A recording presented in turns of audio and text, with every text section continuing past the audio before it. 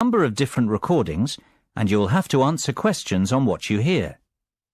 There will be time for you to read the instructions and questions, and you will have a chance to check your work. All the recordings will be played once only. The test is in 4 sections.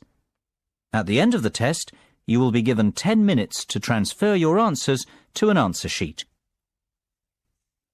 Now turn to Section 1. Section 1.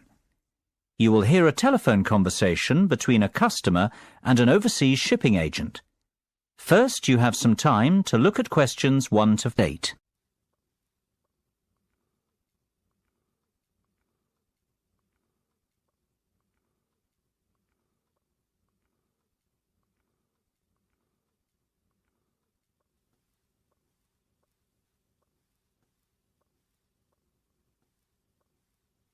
You should answer the questions as you listen, because you will not hear the recording a second time. Listen carefully and answer questions 1 to 8. Good afternoon, Denham Shipping. How can I be of service? Well, I wish to inquire about sending a container of personal items from the UK to Ireland. No problem. Would you like me to give you an estimate of the cost? Yes, please. Well, first of all, may I take your details? Of course. My name's Tim Lafferty. Could you spell your surname for me, please, Tim? Yes, it's Lafferty. L-A-F-F-E-R-T-Y. Thank you, Tim. Now, where would you like us to pick your container up from? My university, if possible. OK. Let me make a note of the address. It's Abbeyfield University. Is that A-B-B-E-Y-F-I-E-L-D?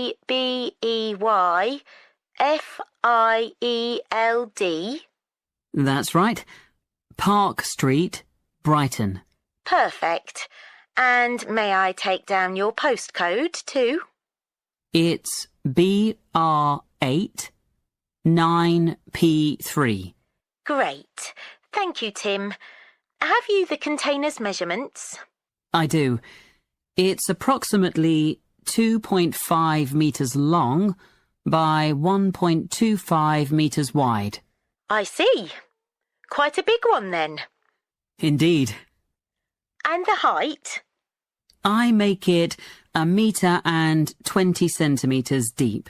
So that's 2.5 by 1.25 by 1.2. Right.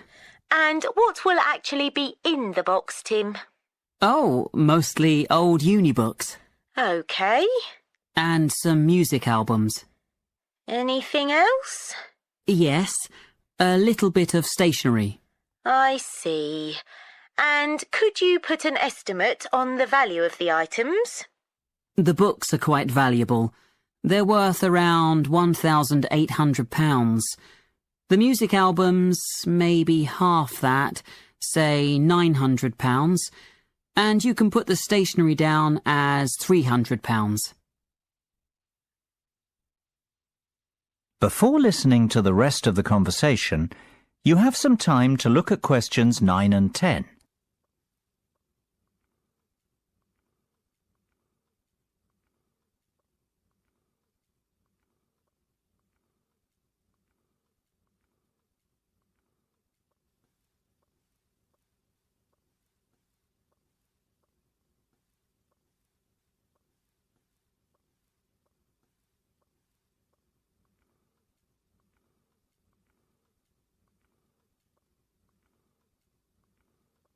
Now listen and answer questions 9 and 10. OK. And will you be purchasing contents cover from us also? I'm not sure what you mean. Sorry, let me explain. Because your items are worth more than £2,000, we recommend that you purchase insurance to cover yourself in the event of damage or loss. Makes sense. What are my options? Well, we offer 3 insurance deals: the premium rate, standard rate and economy rate ones. Premium offers full cover in the event of loss, damage or theft, which means you would be provided with the full cost of replacing your belongings. What about standard and economy? Standard will give you today's value, the second-hand value of your belongings, and economy provides you with a fixed payment of £1,000 in the event of loss, damage or theft. Well, I can afford to live without those books, to be honest. So just give me the cheapest option. We recommend standard cover for all our customers. No, thank you. That won't be necessary. The cheapest option will be fine. No problem. And one last thing, will you be needing delivery at your office, at your house, or do you intend to pick up your container at the port? Home delivery would suit me best, I think. We'll get that process for you. That's the end of section 1. You have half a minute to check your answers.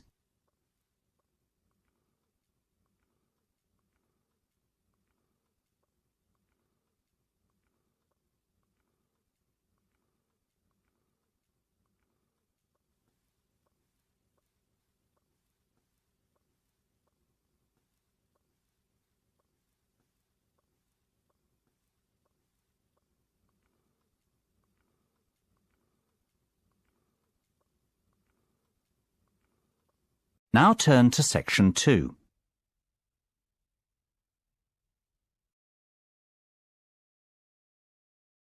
Section 2. You will hear a tour guide talking to her tour group. First, you will have time to look at questions 11 to 15.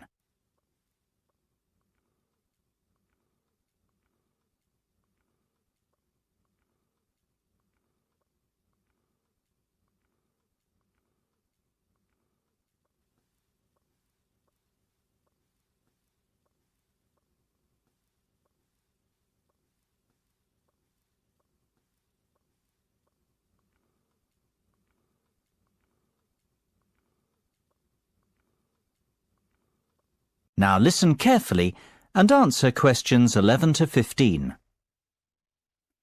Well, we certainly have a busy day ahead of us, so let's get started, shall we?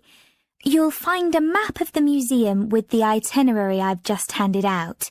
The museum's our first port of call, so let's have a look at the map now. The door on the right of the entrance hall leads into the gift shop and ticket centre. Once we pick up our entrance tickets, I'd ask everyone to deposit their bags and coats in the cloakroom, which is located towards the back of the gift shop and ticket centre. If you want to pick up an information leaflet, you can approach the information desk situated along the right-hand side. Now, once you come back into the entrance hall, the door on the opposite side to the gift shop leads into the art gallery. There is a special exhibition on there at the moment which is not to be missed. If you continue on up the entrance hallway, that leads into the main exhibition centre. At the back left-hand side, there are some toilets. Beside the toilets, you'll find the 3D theatre. I strongly recommend that you make time for the 30-minute presentation in the theatre. It is well worth a viewing. Running along the right-hand side of the main exhibition centre is the Modern Art Studio. Here, not only can you view some of the most famous works of the 20th century, but you can also sit in on a workshop run by a local artist. So, that's the Art Museum. Before you hear the rest of the discussion, you have some time to look at questions 16 to 20.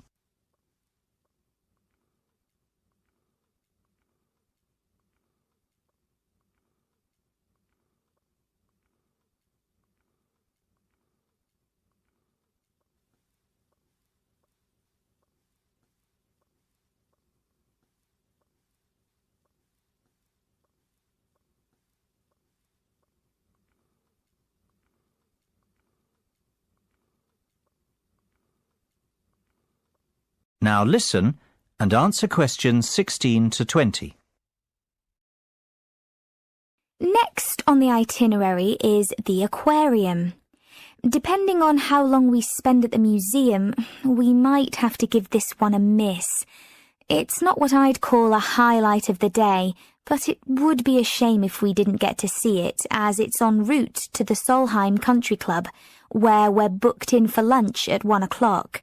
Originally, we had planned to stop off at the Milltown Winery afterwards, but we've had to scrap that plan.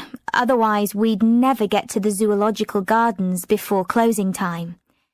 We have pre-booked the gardens and must be there by 2:30, so no dilly-dallying please after lunch. Straight back onto the bus. The gardens close at 3:30, so we've an hour there, which should give us ample time to look around. Time allowing, we'll stop off at the famous Stout Brewery after that, if traffic isn't too heavy, and we're in Lincoln before 5. If not, we'll head straight for the National Concert Hall, where you're in for a real treat of an evening, with a performance from the world-renowned cellist, Andrei Borovsky. We have to be in our seats by 6:30 sharp. After that, it's back to the hotel for the night, where a buffet meal will be waiting for us at 8:30, or whenever we get back. That is the end of section 2. You now have half a minute to check your answers.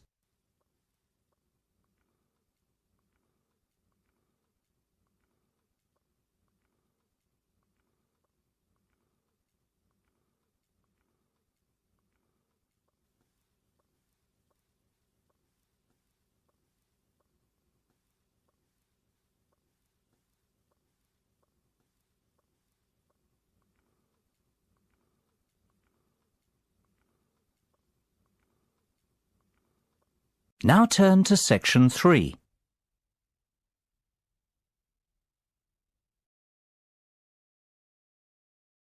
Section 3. You will hear a discussion between 2 design students and their tutor on a practical assignment. First, you have some time to look at questions 21 to 25.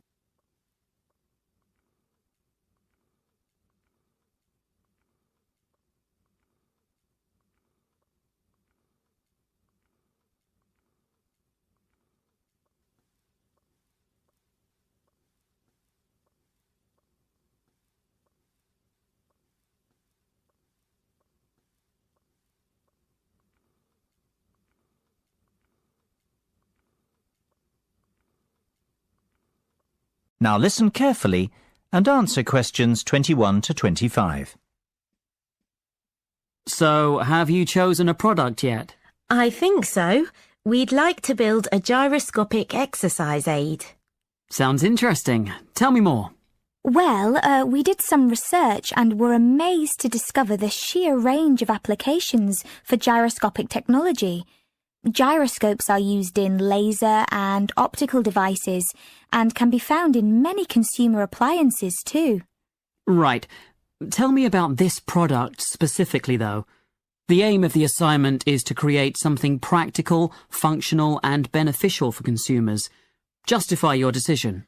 Well, we believe we can design and build a cheap and effective muscle strengthening aid by taking advantage of the inertial forces created by a gyroscope. Yes. What we want to do is design a ball which can be held in the palm. Within the ball, there will be a simple gyroscope. This gyroscope can be set in motion by movement of the lower arm and wrist together in sync. The device will not require any external power source because it will be sustained by the movement of the arm and wrist. This will create considerable resistance and an excellent lower arm strengthening aid. It will be simple to design and cheap to produce, yet extremely effective. This all sounds very good. I'm impressed. Thanks, Mark. We're glad you like it. I think we're really onto something here. Our research has told us there's nothing comparable in the market and that a product like this would have multiple uses. Not only could it be used as an everyday toning and exercise device, it could also be beneficial to people in rehabilitation who have suffered serious lower arm injuries. We see the product being marketed towards high-performance athletes, like tennis and golf players, for whom lower arm strength is vital too. Before you hear the rest of the discussion, you have some time to look at questions 26 to 30.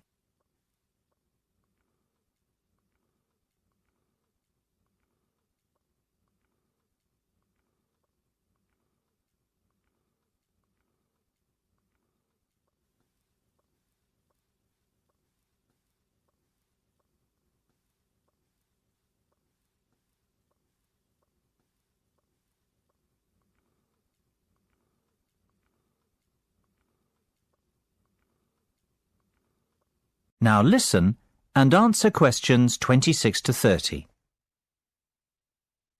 I've heard enough to give your project the go-ahead. Now, let's talk costs. Right. Well, we estimate that around £3,000 will be required for product development. You mean to build the prototype? Exactly. And we'll need half that again to carry out some product testing.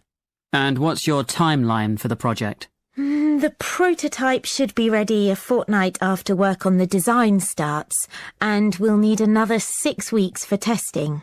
We want to enlist the help of 15 people to test the prototype. Ideally, we want 5 professional athletes to try it out, 5 recovery patients, and the remainder of the subjects will be gym members, our 3 target markets. Okay. Well, you have a lot of work to do, but you've certainly made a good start. Let's meet again on Monday to get the ball rolling. That is the end of section 3. You now have half a minute to check your answers.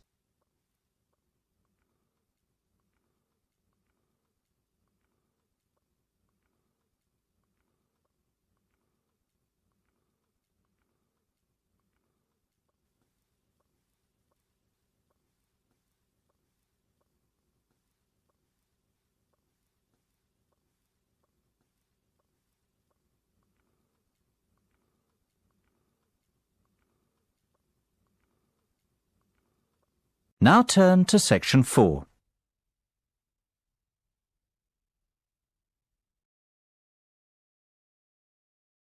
Section 4. You will hear part of a lecture about public speaking. First, you have some time to look at questions 31 to 40.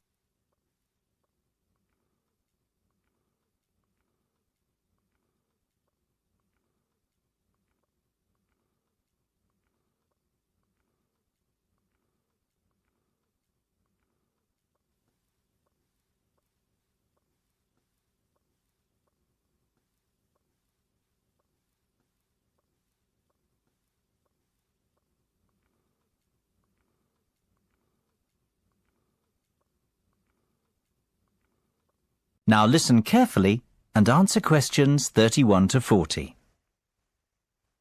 It is only natural to feel somewhat nervous before giving a speech, and while a few nerves never did any harm, and can in fact prove beneficial, letting your nerves overcome you can be detrimental. Today's presentation will focus on ways to control those butterflies and help you to give better presentations in future. First and foremost, you've got to know your material. I can't stress that enough. If you fail to prepare, you might as well prepare to fail. Even the most experienced speakers never turn up unprepared and never try to wing it. Personalize your subject and use humour, anecdotes, and conversational language. This will make it easier for you to remember what you want to say. Secondly, practice, practice, practice. Rehearse well in advance, and preferably out loud, and with all the equipment you plan on using. Practice your timing, when to pause and when to breathe, and prepare for the unexpected. Something always goes wrong, especially when you're relying on technology, so always have a backup plan. Get to know your audience before you have to stand up in front of them. Meet and greet them on the way in, perhaps. It is much easier to talk to a group of friends than a group of strangers. And, just as importantly, know your room as well. Arrive early, pace the speaking area, and practice using the microphone and visual aids. The hardest part is trying to relax. Never rush straight into your speech. Begin slowly and address the audience first. In fact, even before you start, take a few deep breaths. You know, 1 1,000, 2 1,000, 3 1,000. This will turn your nervous energy into enthusiasm. Visualization can be a great confidence booster. Visualize yourself making the speech in the way that you intend. Imagine your voice loud and confident, and picture the audience clapping and rooting for you. Remember, people want you to succeed. The audience wants to hear an interesting and insightful speech. They aren't hoping you make a fool of yourself. Whatever you do, avoid making unnecessary apologies. If you make a mistake or two, forget about it. Few will notice, and it will all be forgotten before too long. People often forget the importance of body language. Don't underestimate this. Your words carry far less meaning than your delivery. Success is defined by your intonation and confidence. If you come across as a confident person, people will listen to you. You will command their attention. Stand tall and proud and deliver with conviction. Humans are very bad listeners. We remember less than 25% of what is said and place far more emphasis on how it is said. Last of all, be realistic and give yourself a chance. No one becomes the perfect speaker overnight. It takes time to hone your presentation skills. That is the end of section 4.